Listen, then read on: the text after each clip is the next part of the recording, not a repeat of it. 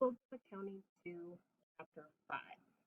In Chapter 5, we talk about cost volume profit analysis or CVP analysis. What CVP analysis looks at is the relationship between costs and profits. And we're going to talk a lot more about cost behavior in this chapter. So when we talk about cost behavior, it's fixed costs and variable costs and mixed costs.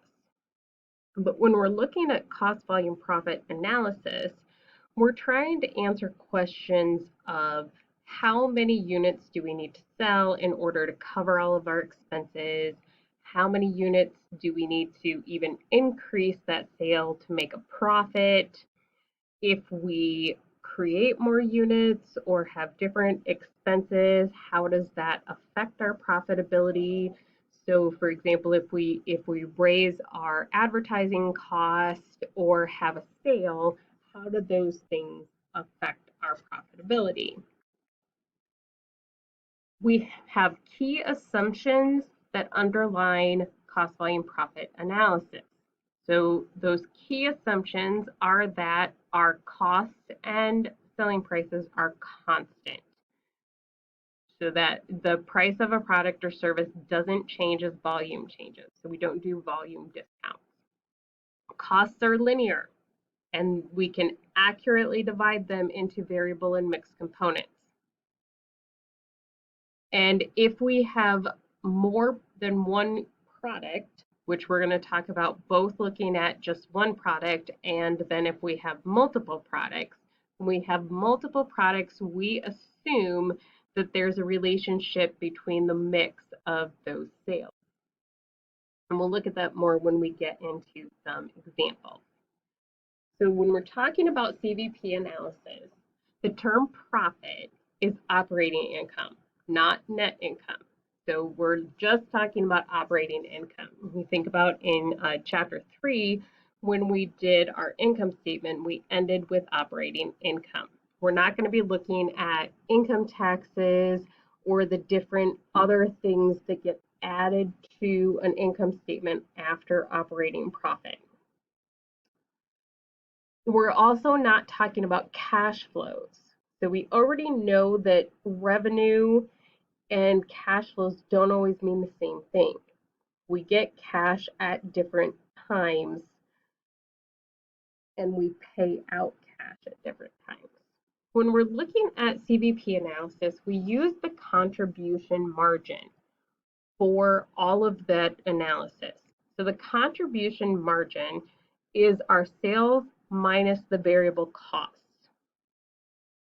The contribution margin per unit is the unit selling price minus the variable cost per unit.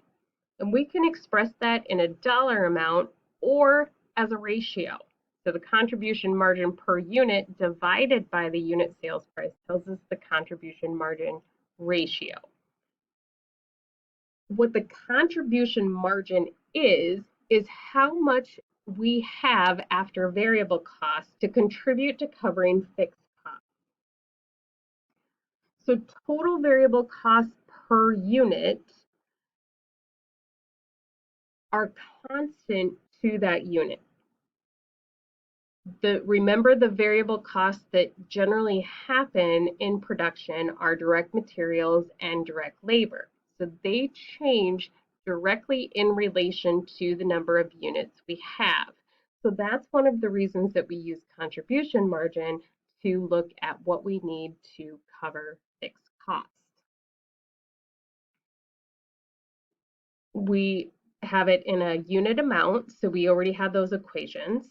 So we have the unit amount, selling price per unit minus variable cost per unit, and where we can also look at it as a ratio. We have the contribution margin income statement. When we look at the contribution margin income statement, it helps us look at the impact on profits, on changes in selling price, cost, or volume. So we're looking really at cost behavior. So we're not going to be talking about absorption costing where only product costs end up in the product, and then all other costs are expenses of the period. We're really looking at the difference between cost behavior. So when we're doing this variable cost analysis versus fixed cost analysis, period expenses and product expenses will end up getting mixed together. Remember, this is just for analysis. So when we're doing internal analysis, we can mix those expenses in ways that we can't for our external reporting. Our contribution margin, for every additional unit we sell, we have another $200 in contribution margin to cover fixed expenses and add to profit. So we ask various questions about how many units do we have to sell in order to do different things. So that's this break even. So we see in this business here, this bicycle company, that we have a contribution income statement for. They have $80,000 in fixed expenses. That means they have to generate at least $80,000 in contribution margin to break even. That's the level at which our profit is exactly zero. So where we have no profit or loss, but have an operating income of zero. So there are different methods we can use to determine how many sales we need to break even. We're going to look at those. So the first one is the equation approach. So looking at this equation, so sales revenue minus total cost equal operating income. So what are our sales revenue minus our total costs that equal an operating income of zero? How we normally look at this, though, is using the contribution margin.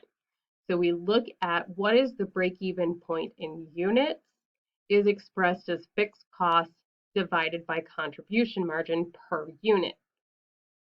And in dollars is our fixed costs divided by our contribution margin ratio.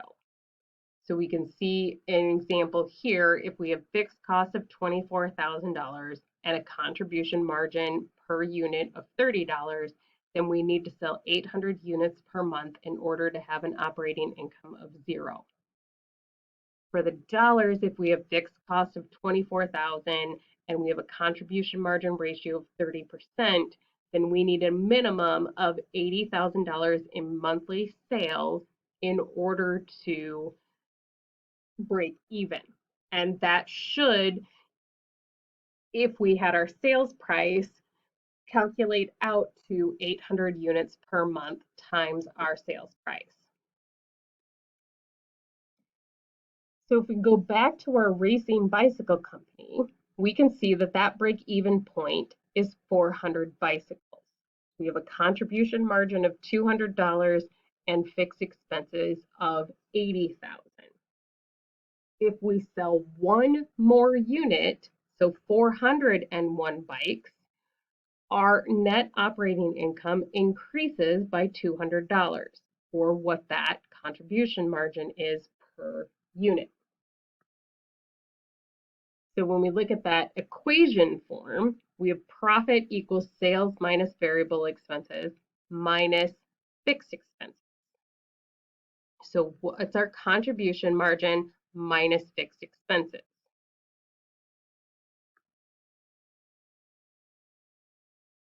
We can also break this down. So our sales is our quantity sold times the selling price per unit, or P times Q.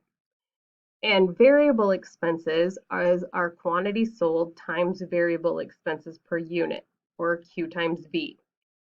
So you see that we have an expanded equation at the bottom of this slide where profit equals total sales dollars, P times Q, minus total variable expenses, V times Q, minus fixed expenses. When we put numbers into that on this next slide, we have $500 times 401 is our sales price times the number of units, and our 300 in variable cost times 401 units minus 80,000. You can see how much easier it is for us to just use the contribution margin of $200 rather than to break out the full equation. But it's nice to be able to see the full detail of how the sales and the variable expenses work in conjunction with the number of units sold versus the fixed expenses.